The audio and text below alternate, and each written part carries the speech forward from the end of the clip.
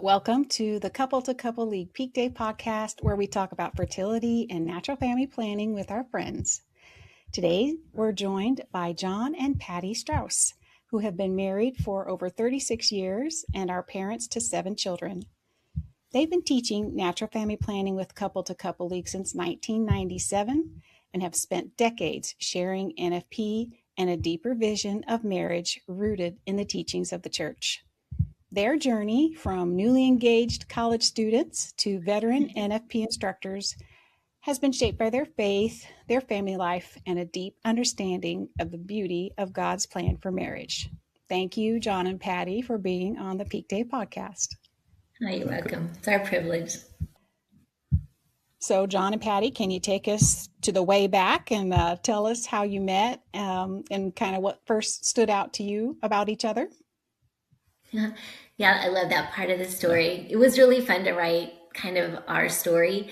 So we met in 1987, and we both had gone to Catholic campus ministry at the college in Springfield, Missouri. It was Southwest Missouri State University, and at that time, being a secular university, there was a huge Catholic group there, and just very vibrant. And the priest was very special, Father Dan Dryan, and so he would take us, and we just invite people to go on float trips. And so we met on a float trip, and it was interesting that I knew so many but didn't know John, and John knew so many but didn't know me. So it was kind of a neat, providential kind of a thing, but.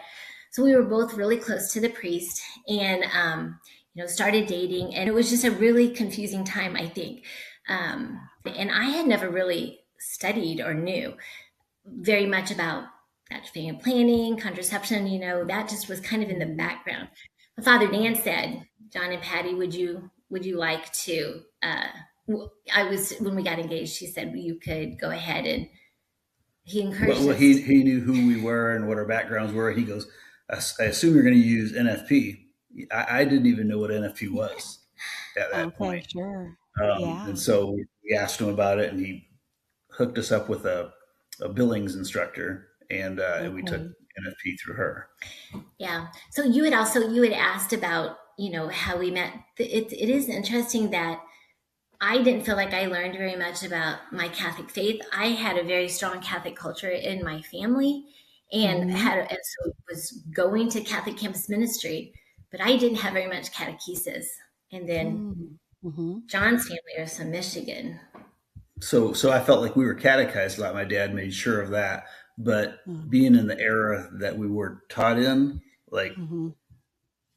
sex was never mentioned in our family, and it was never brought up. And it was just, so I didn't know a whole lot about things like NFP or any of that kind of stuff in general. Yeah. So we felt pretty young and pretty naive. And what attracted me to John was I didn't know the language for it, but he had a certain virtue about him. So there was a lot in his character that I leaned towards. And so I think that's kind of a foreshadowing. So then we kind of innocently walked into taking these NFP classes. Right. And it was a single symptom only. It was just mucus only. So they didn't necessarily call it the Billings method, but that would have been what it was. Just one symptom to study that and no theology. Just here's the method. Okay. So we started to learn that 6 months before our marriage. All righty. And you said that your priest friend had encouraged you to take that NFP class before you got married. Mm-hmm. What kind of, looking back at that, with your 30 plus years of retrospective knowledge, what did that do for you as you prepared for marriage and, in the years after that? Wait, there's a lot to be said there. I would say that looking back at our youth, because I consider this now when we have different couples that come to us, I consider when we speak to different people where they're coming from, because we came at it just a very innocent, unaware, and jumped into a method only kind of a thing. And then I was very irregular in my cycles. I could go months without any kind of a cycle showing up. So it was really interesting to have that without a theology behind it. but we stuck with it. It just seemed like it was working fine for us. But so I think that, as we were invited by friends to teach natural family planning, and our friends said, here's this other method, and they added temperature. And we're like, why would we add one more thing? That just seems more complicated when this is working well for us. But little did we know. And it was, the couple to couple league that we were studying for. So first we took the class, and we were amazed by what we learned. John, let me ask you, as you were, learning about natural family planning, and then practicing it in your very early years, and Patty, you said you had irregular cycles. How did that work? It seems like it worked okay for you. What was it like for you in particular? Yeah, the method Were you worked involved that worked much? fine. I mean, yeah, the method worked like it was Mm-hmm. supposed to. Obviously, we followed it as good as we could. But again, when she said that it was the method only, so it didn't have the theology like what we teach now in our NFP. It didn't have that Right. in how that it respects both spouses, and so we used it as a method to basically Mm-hmm. to limit our to avoid pregnancy while we were first married. And we went for about three Okay. years Right. of being married before we started our family. But Mm-hmm. it still we learned like the phase two time taught respect. It was just going to be a natural part of it. Even though Right. we didn't have the theology, there Right. was still those lessons we learned from it. Okay. I All think right. too, when I look back on it, so it left us feeling like we were in charge of the timing. It felt like, okay, so we're gonna, our priest friend had recommended, he was a psychologist too. And he was like, pretty good idea to just wait 3 years before you start your family. And I mean, I really paid attention to that. I respected, I didn't have, it was the days before the internet, and really didn't have anyone say, you might want to really consider that. So we just kind of went with that. And so when we Okay. knew we would be close to our third anniversary, we made sure that we would be having a baby close to our third, because it was our control. That was a huge part of just we're in control. Okay. And then when we wanted to have the second one, well, that's our pattern. Well, we want our children to be close. So let's just get on that. And Mm-hmm. a huge part of Mm-hmm. what we learned with bringing the theology into it was that Right. there's a special piece when we're open to what God's plan is that Yeah.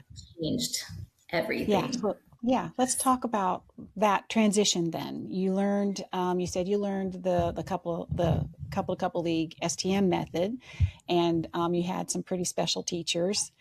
Yeah. Tell us about that, and then what impact maybe did they have personally, as a couple, have an impact on you and your marriage? Maybe touch on that a little bit.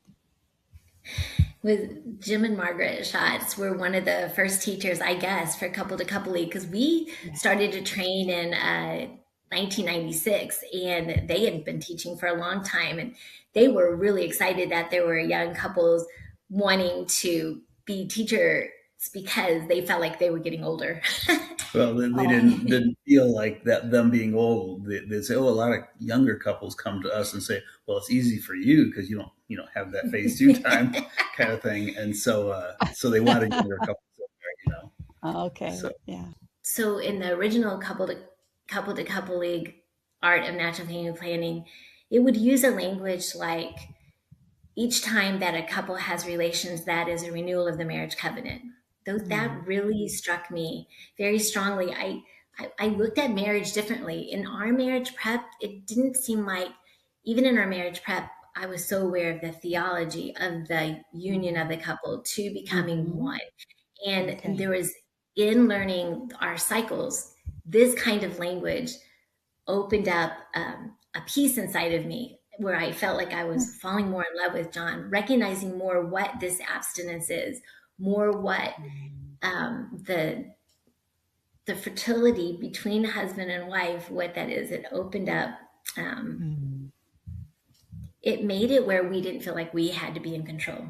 So we felt like we Mm-hmm. could just pray about it. It just seemed like it put a calmness to the marriage. Hmm. Looking at that when you say, mhm.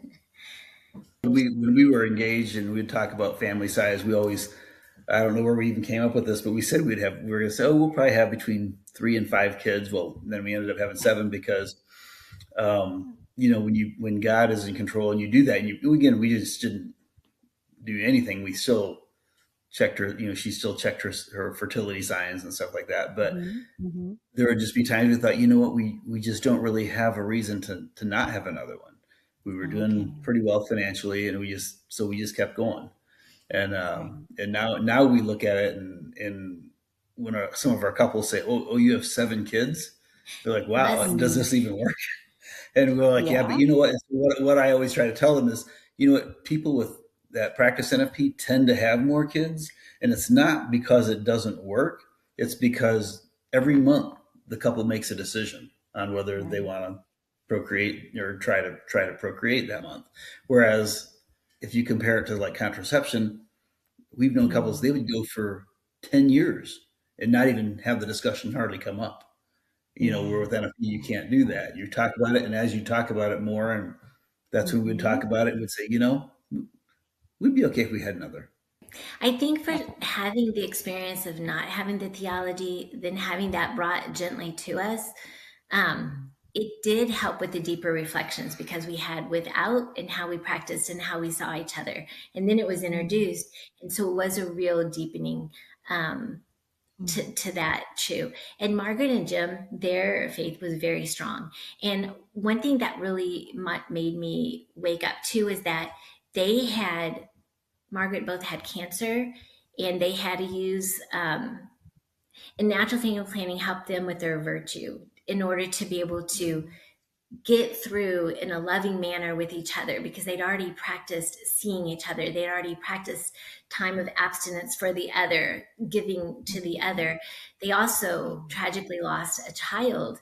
And I just remember sitting with that, again, just being so young and so new in the world as an adult. It even felt like that, to really hear that, what is it about this natural family planning that was first given to us as spacing and limiting children, to that it builds virtue, to that it helps a couple to form something between them, that now they have a virtue to love each other through very, very difficult things. That always impacted me. And that was really something that they were very good at sharing with us, and helped us, I think, be open to the depth that this is just not a method of spacing and limiting children at all.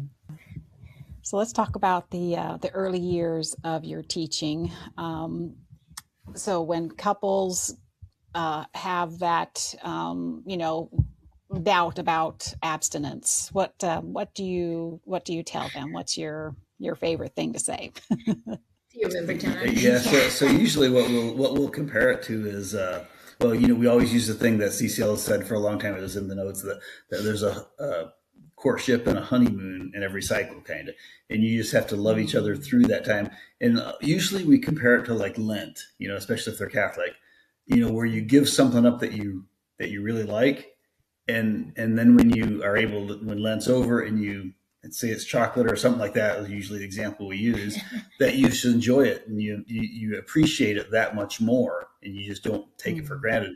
And the relations are kind of the same way in each cycle, that they never take each other for it. Just becomes, every embrace is so special, because they know that it's just not just whenever. And we've talked to also people that come to the class that had been on contraception, and they're like, yeah, they'd go a long time, without relations, because it was just never, they didn't look at it in the same way, that there was a limited time that they could do it, and then a time that they weren't going to have it. So that really brought to mind that seeing the other person and recognizing that so in today's world, there's a big confusion in love and use. And so when I look back on that beginning experience was, we were learning to see the other and to love the other, and to recognize that we're loving, and that we had a young man who was engaged, but he had been in the seminary. And so he really helped us recognize that this is truly laying down your life for another. And we had a difficult time so we would use those analogies to try to get them to see this is a way that you can actually love each other. You can actually not feel used by the other. But then as we grew in our relationship, and it was as they brought in theology, the body too, it helped us recognize more this language that we're struggling to explain. There was a language to explain the matters of the heart and the matters of the union. So we got where we would express with them that actually it's a gift. Do you know that the way you learn, and we would talk about the courtship time, like before marriage, when you would date, you just wanted to just hold hands. There was just an electricity that would go through. But then when you're married, it's more, you can come to the fullness of your expression. And so it's a different experience. Earlier on when we were teaching, it was like, kind of like, yeah, there's some abstinence involved, but now it's like we teach it as more as it's a gift. And the students with the language that's in the course now, we teach it as more as it's a gift, and you learn to be close in that time as well. And so they seem to accept it that way. Just in a different way. Yeah. Yes. Right. And so it really helped me respect this new language that Pope John Paul II, like in his lived experience, it was brought to our world at this time, that awareness that I wasn't catechized very well. And how all of this is kind of new to me, how so many of our friends were open to contraception because the language wasn't there to actually, I think, explain the difference. And so then we went into the method, not having the theology, it was just method only, and we were open. Our relationship worked for us. But then the beauty, that was just a huge transformation. The beauty of the language that opened up what was already in our hearts, what we were already experiencing, and then to be able to pass it on. And there was a change in the way that I believe the students then received it. I feel like they had great conversations with us. They were open. It made me very interested in the teachings of theology, the body. Okay, so I think that's a perfect segue, Patty, because you are very involved with a podcast. Do you want to talk a little bit about that? That's about theology of the body? Yeah, I think it's really interesting how God works. Like just looking back how our friends invited us to be couple to couple league teachers, and we didn't know what we were stepping into, and then how couple to couple league brought theology of the body, and they put that into our teaching notes, and we could see the change and the transformation in the students. And so just that made me start looking into it. And just so happened that there were a couple of there was a woman in our parish, Rochelle Parker, who was also very interested in her own story about that. And there was just a fire between us, and conversation started between a group of adults about if only we would have had this teaching when we were young. Again, the catechesis, we want to be able to have a language to pass on to our children so they aren't as lost as we felt, and so that they can also not only lost that leads to wounds, but to have that recognition of the other, the depth of the how each person is so special and unique. And then that just having the years of teaching NFP and then learning theology of the body just seemed perfect. And so our bishop was very interested. So we were taking theology of the body classes at Theology of the Body Institute, and we ran into a local priest that we had no idea he knew about theology of the body, and he was actually at a course as well. So we sent that picture to our bishop, and our bishop was very interested. Different people had been coming to him about bringing theology of the body into the schools in the PSR system, and just really using this language because there was adults were recognizing we needed more. And so in all of that discussion, it came up with, as you're doing this podcast, to kind of let people know the different stories that are out there.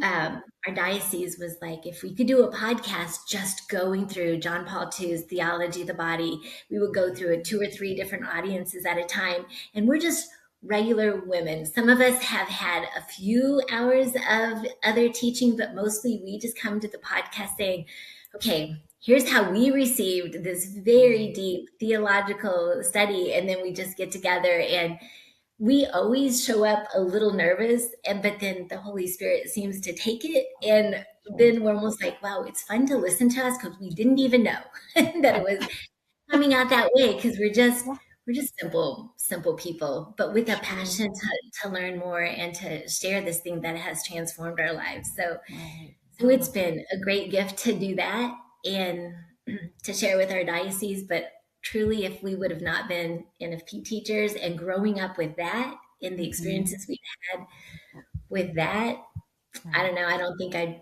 be very good at the podcast as theology of the Yeah. body Yeah. discussions. And it's still ongoing. You're still working your way through the theology of the body because I don't think you could ever, reach, plumb the depths of TOB.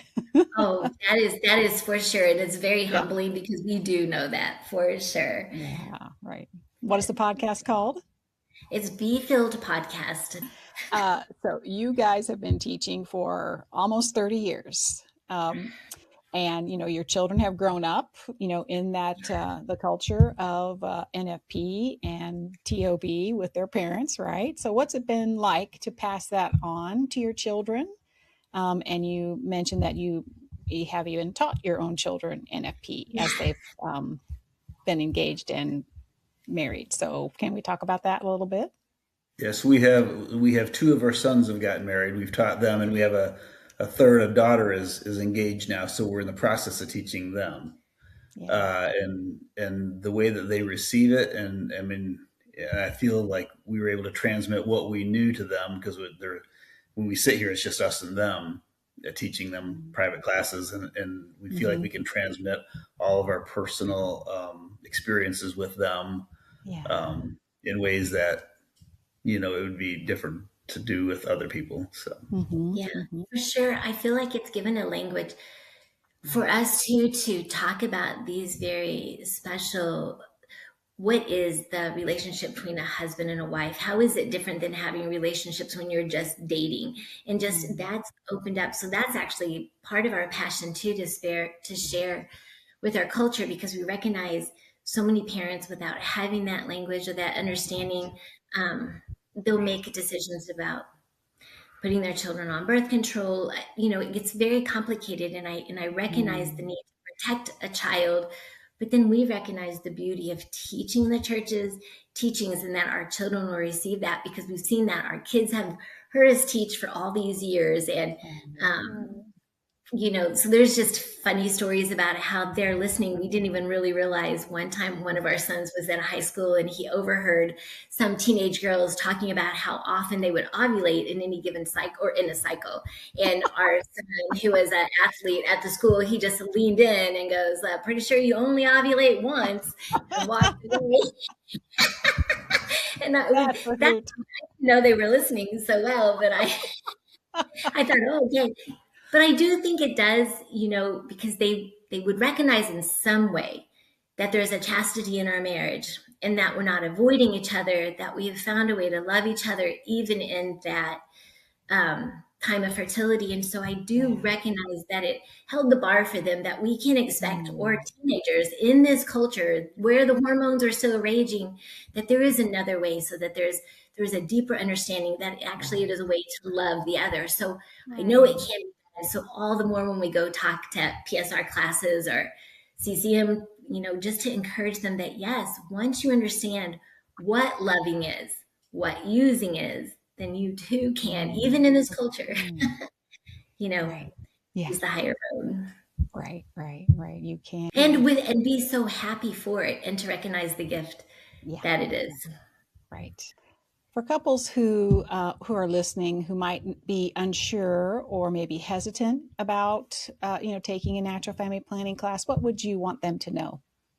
but one of the things I would point out to couples that are trying to decide whether to use NFP or something else is we always point out the divorce rate and the statistics from back. I know it's their age statistics now, but it used to be that there was less than 5% of couples got divorced compared to over 50% nationally, and there's a reason for that. Yeah. It's the communication that has to go on, and if and Mm-hmm. it's really hard to explain to somebody what the differences are and Yeah. and how you can feel respected and not taken for granted using NFP compared to contraception, but Yeah. that there's really something there, and they just have to come and they have to. It's almost something they have to try, and we always say Yeah. that's why it's called the art. because it's not just a scientific thing that here's the method, here's how you avoid pregnancy, that there's just more to it than that. And it Right. comes down to the couples respecting each other and Mm-hmm. communicating more. And that is exactly where I kind of left off. What I'm recognizing is that with AI, with different devices that people can use, with so many applications that people can just click onto, they think that they're learning and using a method that's effective. But Yeah. because it is the art of natural family planning, because there is the different nuances, it's really important to take a course. So as you know, Couple to Couple League is celebrating our 55th year this year. And Okay. how does your journey, from learning it kind of with very little context to now teaching it with a pretty deep knowledge of the theology of the body, how does your journey maybe reflect the growth and mission of Couple to Couple League over the years? So what does that milestone for us, Couple to Couple League, kind of mean in conjunction with your journey?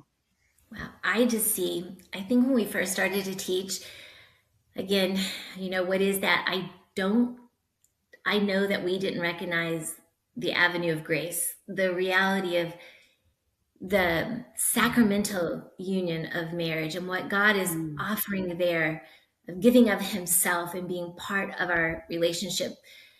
I feel like it was right along with Couple to Couple League with what stirred them to insert theology of the body. What were they hearing from people? So they grew with that. And then I kind of pulled away from Couple to Couple League because our kids were so busy. There were so many in high school, so many in college. Our oldest was 17, our youngest was a newborn. So a 17-year gap made me really busy. So I pulled away. Then I came back into seeing what was going on with Couple to Couple League and to hear that now they're a hub for all forms of natural family planning. They continue to pray into, Lord, where do you want us? Where do you want us to be available for the souls who are seeking to follow your path with fertility awareness? And it's been amazing. It was kind of cool to be away and then to come back and to see all that's offered and to see these young ladies who now are going on the online apps and seeking and looking for answers and pulling away from where contraception was leading them astray, the information out there of how harmful that can be. And so, but they're looking. And so Couple to Couple League has, I feel like, opened the doors to the grace of God and are just continuously changing to answer. So the 55 years is I would think, a tremendous celebration of growth and how our Lord's just taking a wonky culture and raising up people that can answer the call for what he once said. If you could leave our listeners with one message about God's plan for marriage, what would that be? That God's plan for marriage would be, God is all love. He's just all about love, and that's what the NFP courses kind of promote. Is that another thing we always tell our students is the statistics show that NFP couples don't have less times of marital embrace. They have actually probably more because you're learning to love your spouse in ways that just the culture just doesn't teach. The culture almost makes it seem like that sex is just something fun and pleasurable, and it's just so much deeper than that. And I've heard that in the classes that the marital embrace is as close to the way that God loves as we can experience as humans. And when you realize that and you see your spouse in a totally different light, and it's very special. Beautiful. And even after being married for 36 years, I can see that is still growing and the awareness is still broadening and deepening.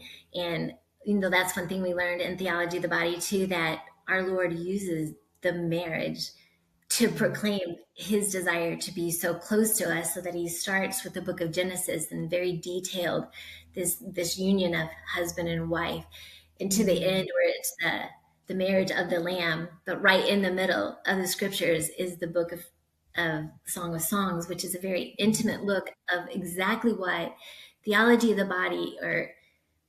Body, but also Couple to Couple League is bringing out. They're trying to get the nuance of not a method, but this source of the depth of love that God has in his Yeah. creatures. Yeah. Oh, To that's see. beautifully put. But thank you so Okay. much for being on the podcast. I appreciate it so, so much. Okay.